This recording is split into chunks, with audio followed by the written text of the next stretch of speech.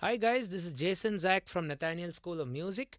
Now I'm here in this lesson to answer probably the most common question which I've got from students of all ages and also in our YouTube channel, comment section, Instagram, and wherever people approach me.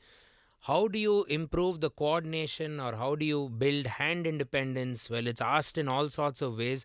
Essentially, how do you play with two hands on the piano or how do you improve your hand independence? Now, I think the important word here is how do you improve it? It's not how do you achieve it, because I don't think you can ever achieve hand independence. I don't know what the end goal is. It's like saying I have reached the maximum level or the maximum speed as an athlete or something like that. I mean, that's very, very infinite, isn't it? You can go as much as your mind and body wants to take you. So, hand coordination or hand independence, the first thing is let's look at a few reality checks about it, how you can practice it, and what you need to do when things are tough during the process of achieving it. The first point I'd like to mention about hand independence is don't do specific exercises all the time to develop it.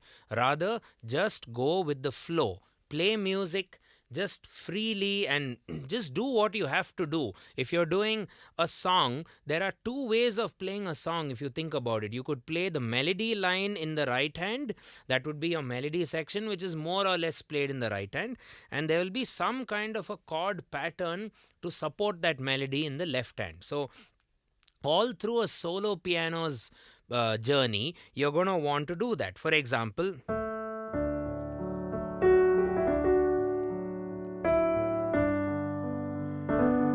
so if you observe, the melody is in the right hand and there's some kind of a support for that melody given in the left hand. However, I could consider another way of playing piano, which is more of the accompaniment style, wherein I go just the chords along with some kind of a pattern. In this case, I'm just blocking chords and playing that in a pulse. Or some arpeggios.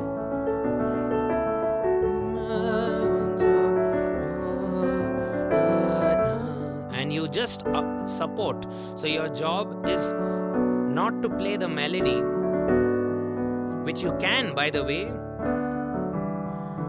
but it's essentially for a choir or a singer or a group or another lead instrumentalist like a violin player to play alongside the piano support. So first of all, there are two ways of playing the piano. There's no it's not melodies only, you also accompany, or it's not just accompaniment, it's solo piano as well. So when you're in either mode of playing the piano, there are certain challenges that you might face for both.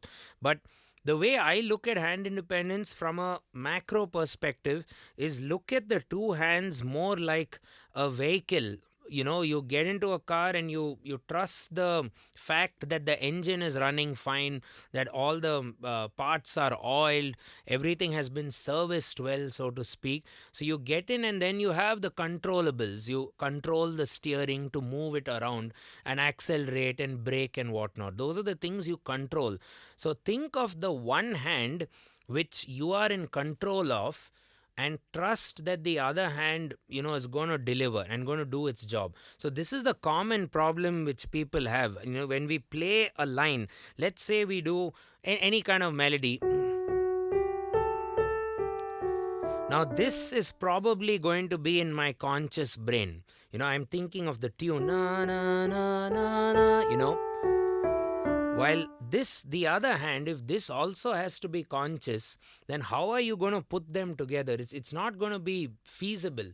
It's the same thing with life in general. You can't focus on two things at the same time. You may be able to do two things at the same time, but you're generally focused on one. So for example, you can talk to a delivery guy on the phone while doing some other work, or you can cook food while talking to your friend, or if you're an Indian and if you're used to our extremely busy and chaotic streets, you can probably cross the road while having some momos while doing so. It is possible. I wouldn't recommend it, but it is possible to do two things, because you're used to one thing, the thing which is important, the thing which takes more time to develop, like crossing a road, which is very important. You have to know the logistics of crossing a busy road, right? It's very dangerous if you don't. So that gets committed to our subconscious brain, or our instinctive skills, so to speak. And that is how I would look at your two hands on the piano. One hand should be instinctive. So a good way to practice that would be, I want to learn a pattern. I don't care which melody that pattern is going to be used for. I just want to learn a pattern. So let's take, for instance, an arpeggio, maybe this one. Just that. Now, this could be used for so many songs, and this should be almost subconscious, instinctive. I'm just playing an E minor chord and just rolling it, and I'm able to talk to you also right now. That means I'm not even thinking of my left hand or giving it very minimal thought. The only thought I'm giving it is when to change it. See, I'm doing a little bit of a change in the middle here. That now I want to slowly commit to the subconscious, or not think about it. It just becomes a natural, it just happens. And that frees up our mind from bringing out certain things in the right hand. For example, this song. Or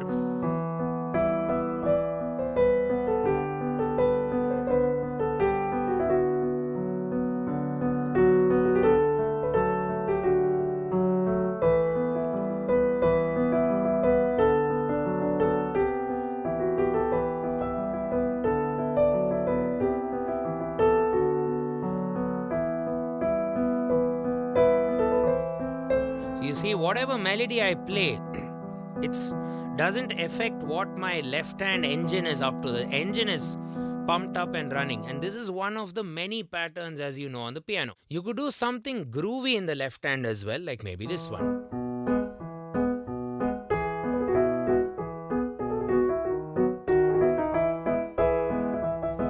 Even this has to now get committed, and you can play a variety of music.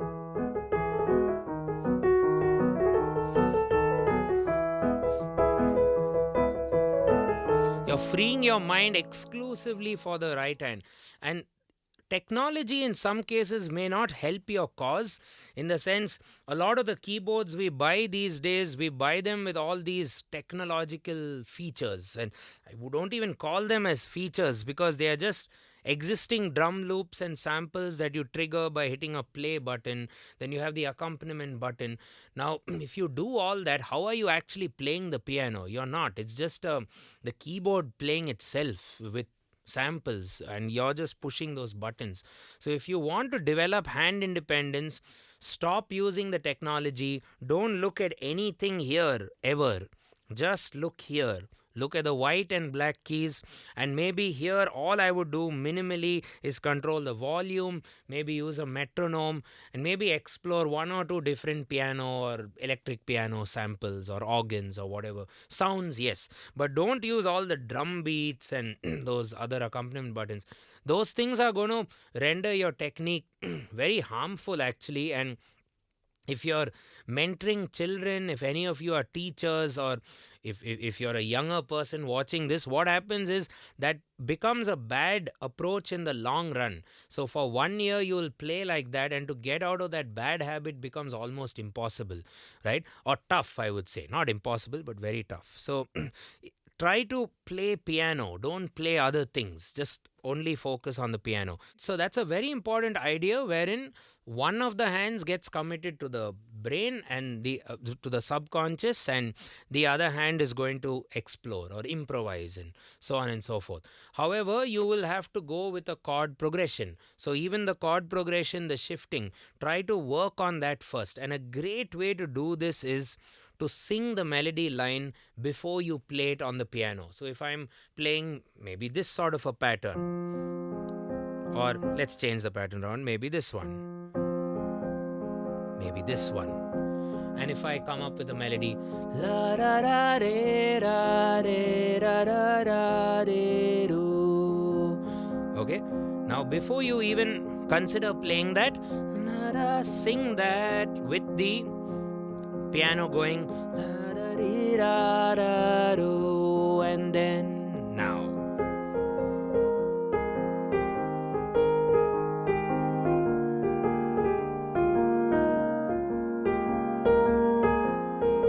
Keep that same pattern. Na na na na na, slowly changing the chords. Na na na na na na na na na na, de da da de da do do do do do do do, de do do do do do, da de de de de. And once you get that singing with the piano, the right hand becomes an extension of your voice. Come to think of it, whatever you sing, you just play la la la la, or la la la de de do da, because that becomes good ear training, because I'm trying to play what I'm singing, la la la de da da do, da da da de da do do. There we go. And enjoy the process, enjoy the journey of doing this, and start simple, or just whatever you have to do, start with singing. So the main point I'm trying to make here is focus on getting one hand to be an engine, and then the other one will be the actual work which a driver of a vehicle would do, steering wheel and so on and so forth. That is how you conquer it. And you may think, oh, I should always engine my left hand. No, you can even engine your right hand in cases. For example, when you play a pattern like this, something like this,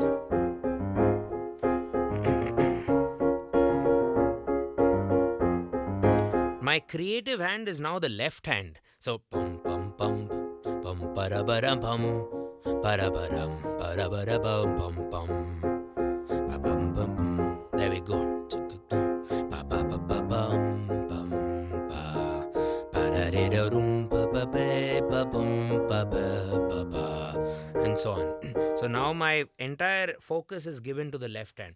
Now the things which may not help when practicing hand independence, one thing I told you, using technology to aid with the left hand, then you're not really playing piano, right? Technology should make things faster for you to learn. It shouldn't stop you from learning, which a lot of the keyboards out there seem to have. These arranger workstations are the ones I don't like, because they are just expensive. The buttons break in any case. You'll have to spend a lot more on service. You'd rather get something with limited buttons and just good piano sounds on them.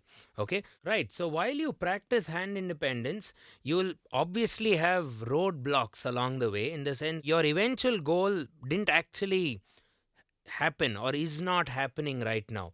So what you need to do is have a kind of a reality check in the sense, I am not able to do this particular level of coordination right now.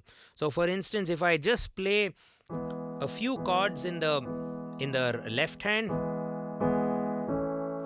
maybe just E major, A major, E major, and then a B7th in this nice dominant 7 shape. So if I do this, and you want to now explore some kind of improvisation in the right hand. Let's say your end goal is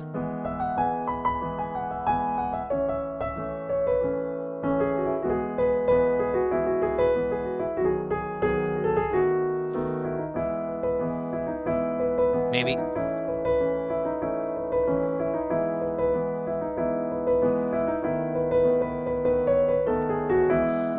that may not be working. Maybe you're getting only the right hand. So what some of the students I teach end up doing is then they'll nail that melody and simplify the left hand. So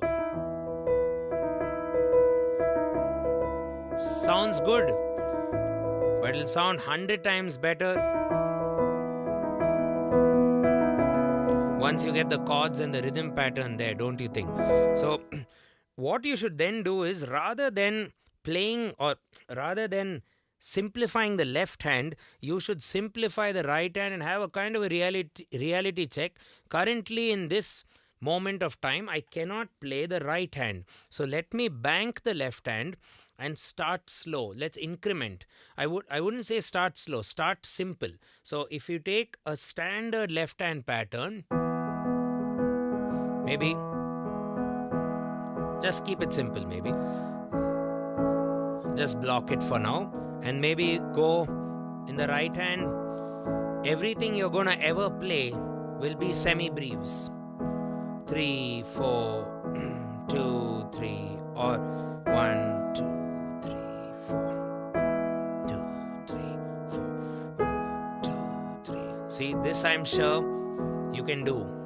Just stay on the E major scale, otherwise it'll sound a bit wrong. So back to E. 2, 3, 4, 1, 2, 3.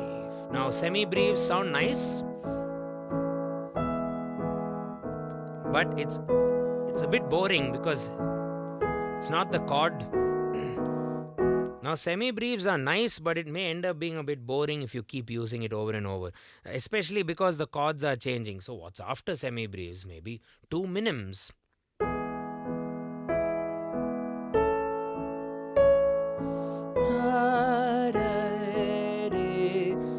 And I'm doing the 2 minims just following one of the notes of my left hand chord. So I'm staring here, or in my book I would have had E, G sharp, B as the chords written.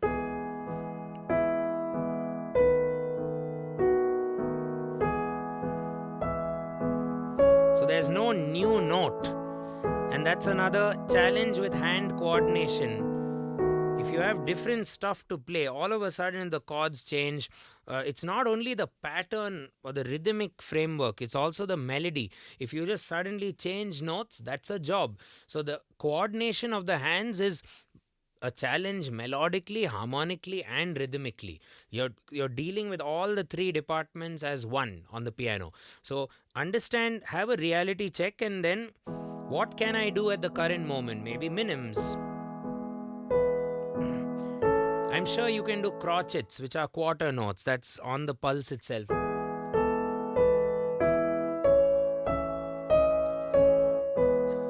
Just realize that this is not very much hand independence, because the 2 hands are hitting at exactly the same time. So you want the hands to kind of do different things. And if this is a challenge for you, or if this is not a challenge for you, change the notes. Maybe the scale. Maybe jumble things.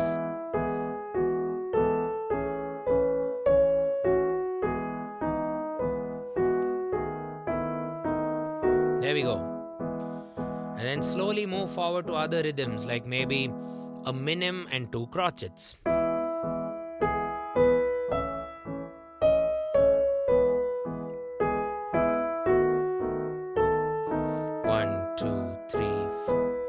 Maybe flip that around, 2 crotchets and a minim. Let's see.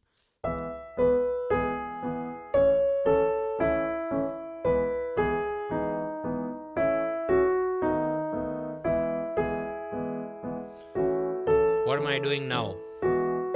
I'm doing a crotchet and a dotted minim. Dotted minim lasts 3 counts.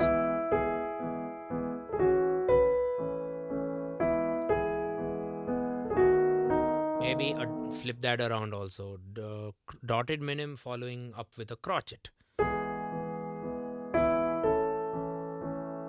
And keeping my decisions in the right hand fairly simple. I'm just fooling around with a chord tone of the left hand. You can even write this down. Writing things down before you play, right? Either writing the notation. Let's say you already have the notation for an exercise you're practicing. I would still urge you to handwrite it on your own. Rewrite the whole thing and it's your own work which you put in, right, to write all that down. That itself internalizes it. And notation is a good way to visualize the way the two hands are linking up with each other. So you'll know the right hand is doing minim minim, the left hand is doing crotchet crotchet crotchet crotchet. I call these as hand ratios. You could practice things like 1 is to 4, 4 is to 1, 2 is to 4, 4 is to 2. So, for example, what will be a 2 is to 4? Left hand is to right hand will be 2 hits over 4 counts, and this will be 4 hits. So, it will be 1, 2, 3, 4. 1, 2, and you can practice these hand ratio drills anywhere. You don't need a piano. You can do it on your leg or on some kind of a table or wherever. So I'm practicing the 2 is to 4 ratio, and when I take it to the piano, this could be harmonic 1, 2, 3, 4, and the right hand could be playing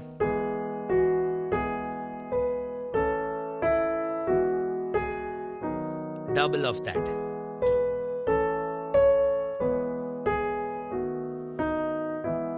Now you could even visualize a 2 is to 4 by going left hand as crotchets, and then the right hand will be double of that. So that will end up being quavers, right? What about 1 is to 3?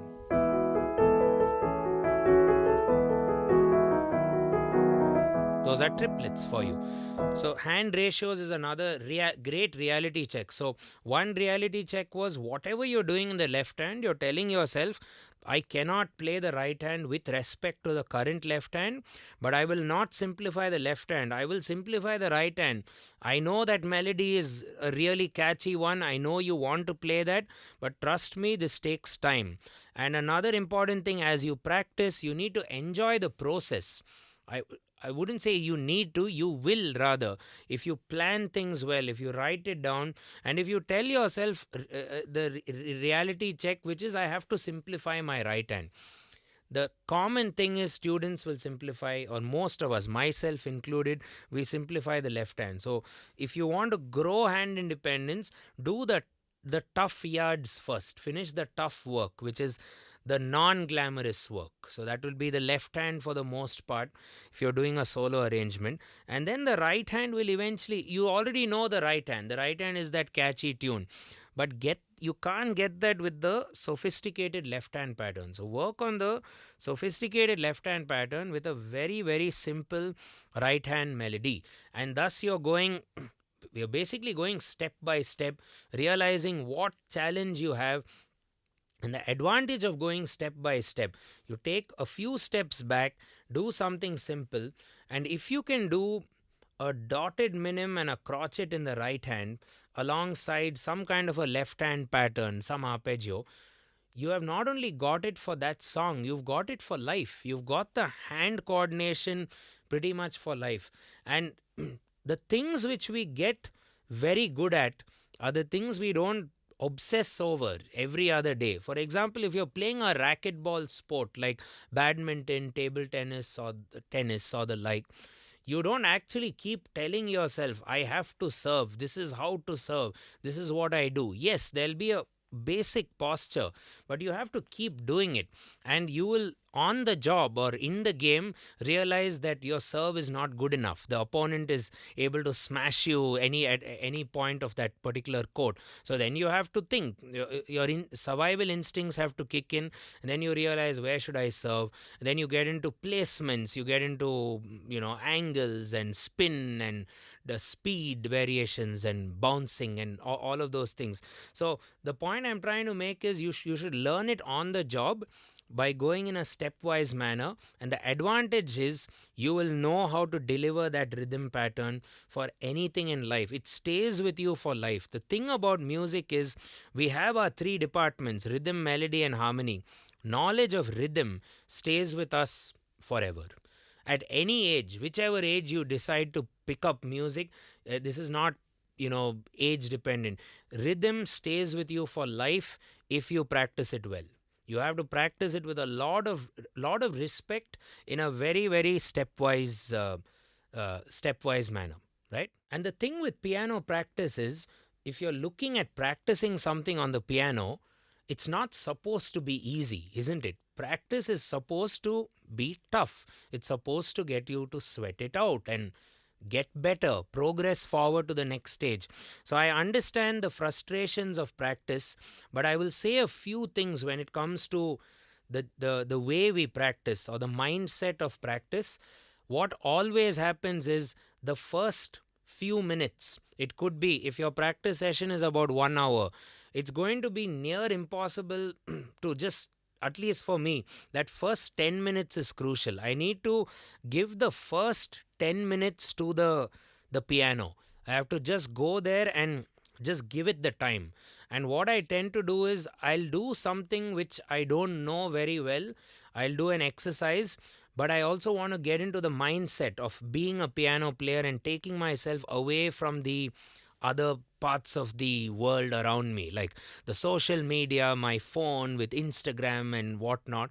So, to get me out of that space, I try to write down what I have to do, get into that mindset, and then play something you don't know. Never start with something you know, because if you do that, then you'll only do that for 10-15 minutes. And because you're damn good at that, your mind will wander away. And it's the same with all instruments, it's also the same with anything. If you're a music producer or songwriter, composer, never the first time you get into that environment, do something you don't know. Do something which you absolutely suck at. Okay, and that gets you into that mindset of respecting that 1 hour and saying, oh, I'm going to make that 1 hour useful. So that first 10 minutes is very, very crucial. So that first 10 minutes to kind of get into the zone, as I call it, is very important. And then the time will just fly. And when you practice, there are two things you need to keep in mind. Practice is an exponential job, and sleep is very important. So, what I mean by that is if you're practicing one rhythmic permutation between the right hand and the left hand, and it's an absolutely grueling process, it's taking you almost 40 minutes of the practice, let's say. Now, do that. You should not give up, because in your original goal, you have about 20 rhythms to do, but this one rhythm itself has taken you 40 minutes. Don't worry. You've put in time. The others are going to be just binary permutations here and there. You're just going to move the E to the or the AND to the E or something like that. It's just going to be one or two displacements. And the rest of the rhythms will just fly. It's always going to be an exponential curve. Whenever I practice, or any student who I've taught practices, I ask them to follow this and just observe at which point is the peak of the exponential curve. Where is it actually skyrocketing? That's not the time where you need to shut off your piano and have a good meal. That is the time you need to finish it off, because there's literally a light which you're seeing at the end of this tunnel. So it's an exponential thing. And let's say at the end of a piano practice session, you feel absolutely horrible that you have achieved nothing. This is where you should never focus on the goal. The goal is something I don't like to keep in my mind when I practice. I like to keep it as at the back of my mind, rather. If I have a process, I want to enjoy the process and stay in the present, and then the result will come. So don't practice with the mindset that I have to get the result. It's not coming. It's not coming. Not at all. If you have practiced the result, and if you got it to, let's say, some form of skill, trust me, your brain, your subconscious brain also needs to practice. What you have done in that half an hour was practice for your conscious brain, your active brain, what you're observing. You need your other brain to also work. And that happens when you have a good night's sleep. So after having a good night's sleep, wake up and don't stop playing the piano. Don't go with a negative mindset. Go back to the piano with positivity, and what will happen is your brain will reward you. Go with a positive mindset always, saying, doesn't matter, I'm going to eventually get it no matter what.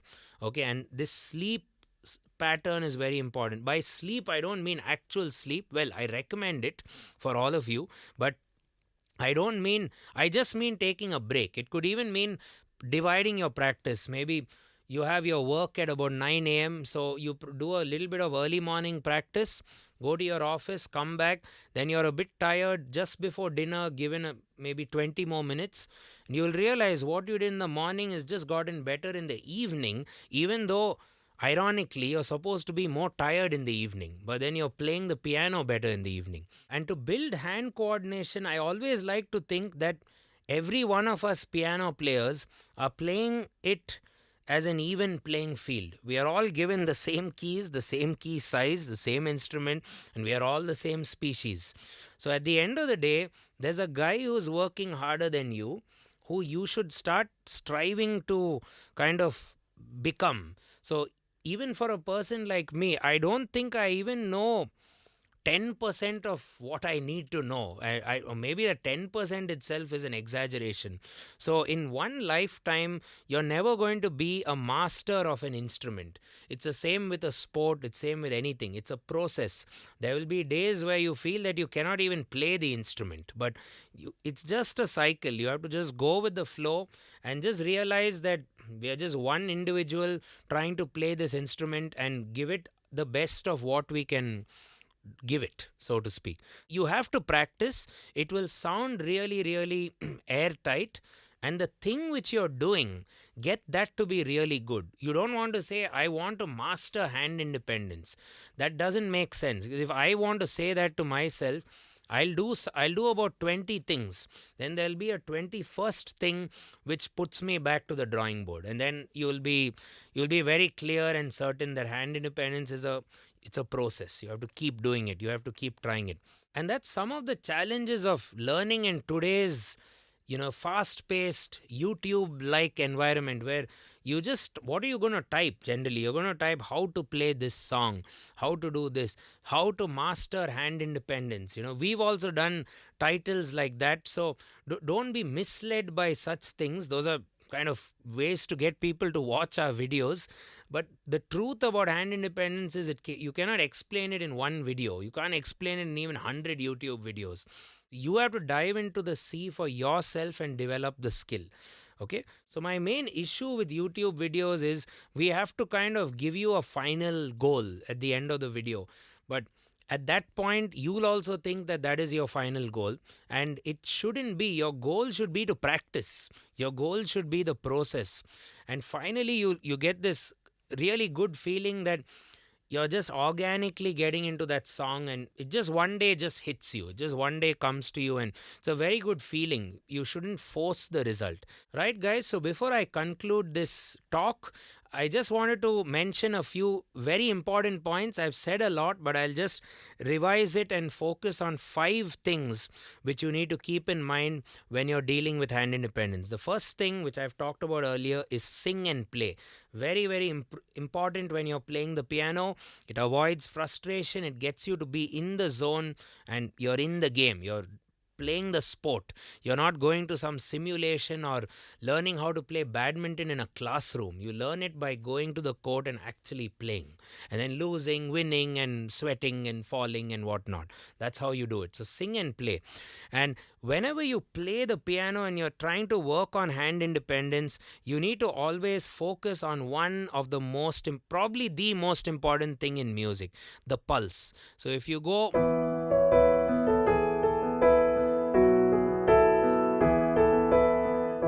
if you see what I'm playing on the piano, it may be a lot of notes, a lot of subdivisions, but look at my head.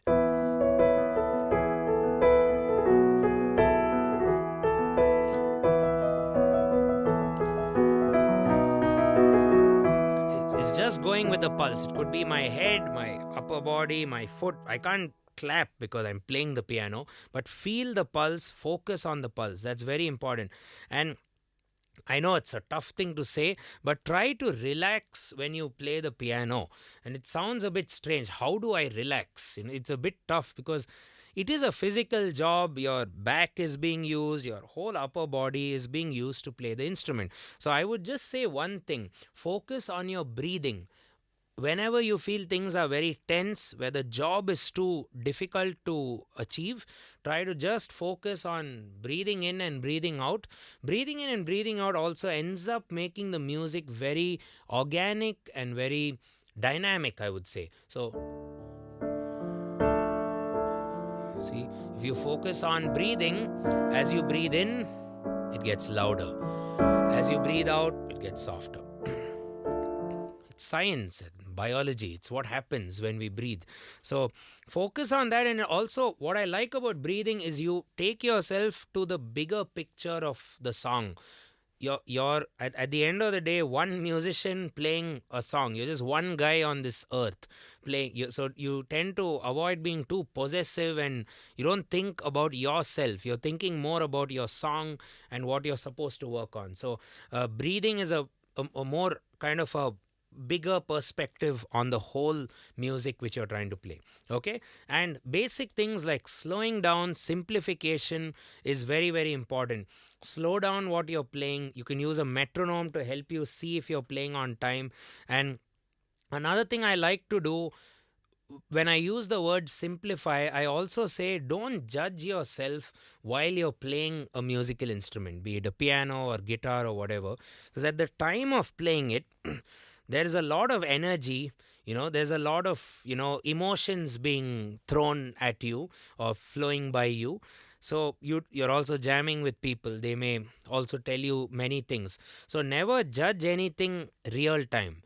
Record it on a cell phone or any kind of recording device. Listen to it the next morning and then decide, and then be a judge and say, oh yeah, my timing is not so good, I should work on that a bit more. While you play, it's always nice to not judge. And if you're new to the piano, it's even more important that you should never judge yourself.